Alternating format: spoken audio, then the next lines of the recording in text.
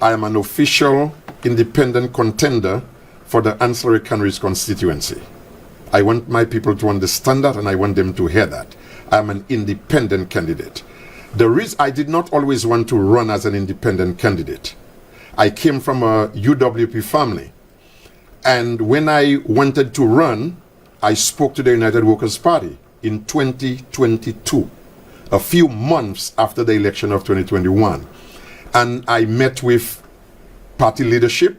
I expressed my concern.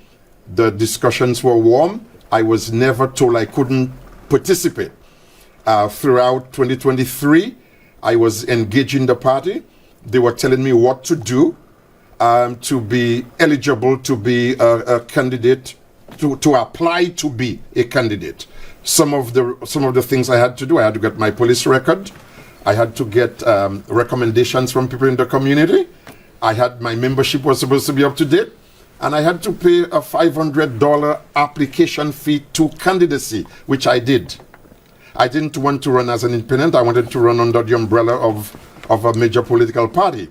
But what I found is that the leadership of the party lied to me over and over and over again. They deceived me over and over and over again. And when I asked them questions about what I was hearing on the street that was different from what they were doing, they lied again. They lied again. Let me give you an example. The party told me there was a three-part process. A three-part process to selection. One, the branch, ancillary canneries in my case, had to interview me.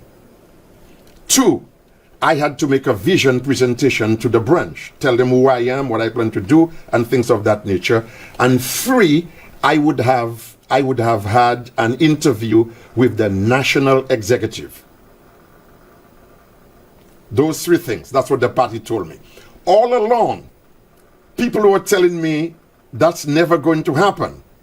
I put my name, my credibility, my character on the line for the party against people in my inner circle who were telling me that I'm being bluffed. And I said, no way. I cannot be bluffed, because I will always go with what the party told me. They told me they had a process. Cut it, fast forward to August 14 of 2024. That's when I was supposed to be interviewed in ancillary canneries.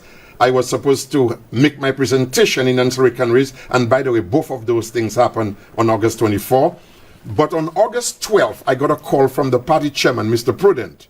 He told me that before I go to ancillary on the 14th, which was 2 days away, I needed to speak to leadership.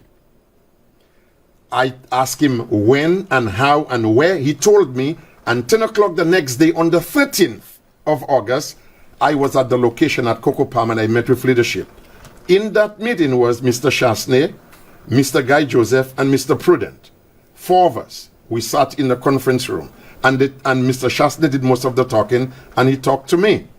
Mr. Chastanet told me, in summary, because I can't rehash everything and it's not that necessary, but I'll give you the summary of what he said to me. He said to me, I can go to ancillary if I want to. He cannot tell me not to go. But he wants me to know that Mr. Fede is the candidate. That's before the process started. The party told me there is a process. And before the process started, he told me Mr. Fede is the candidate. I was angry. I was upset. I was disappointed. I didn't say much. I remained professionally calm. When I spoke to the people in my space, my family, you know what they told me? They told me not to go to ancillary, since I already knew what the outcome was. I told them I'm going, because the people who are going to be there to listen to me, who want to meet me, if I don't show up, they'll think I'm a joker. So I went to ancillary. Those same individuals, to include some of my family members, they told me, if you go to ancillary, blast the UWP leadership, expose them. I said, no, I'm not doing that, because if I go there and I do that, people will think I'm angry. I'm a professional person. I'm not going to be angry. I went to ancillary, Mr. Pulio, and I was interviewed. I asked the interviewing committee one question. How serious is this process? And they told me, oh, this is very serious. This is the part, da, da, da, da, da. But I knew what I was told at Cocoa Palm. I got interviewed. and I went to make my presentation, which I did. I heard the feedback of the people who were there. I heard what they said and what they said about who the candidate should be. Nobody in that setting knew what I knew. I never told them what I knew. I went, I did my interview, I answered all the questions, and I went and I made my presentation.